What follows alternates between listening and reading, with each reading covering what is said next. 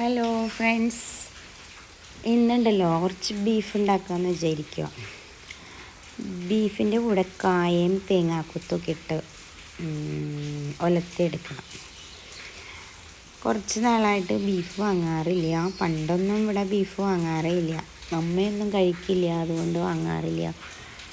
ഇപ്പം ഞങ്ങൾക്ക് കുറച്ച് ബീഫ് ഇഷ്ടമാണ്, അതുകൊണ്ട് ഇടയ്ക്ക് ബീഫ് വാങ്ങി കറി വയ്ക്കും. ഇത് പെരളനായിട്ട് എടുക്കണം.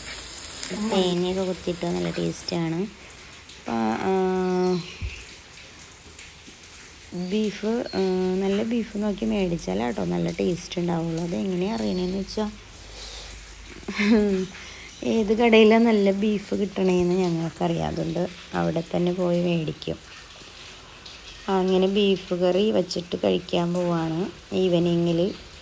ചോറും ബീഫ് കറിയും കൂടി നല്ല മസാലയൊക്കെ ഇട്ടിട്ട്, ബീഫ് മസാലയും കുരുമുളക് പൊടിയും ഒക്കെ ഇട്ടിട്ടാണ് മസാലക്കൂട്ട് തയ്യാറാക്കിയത്.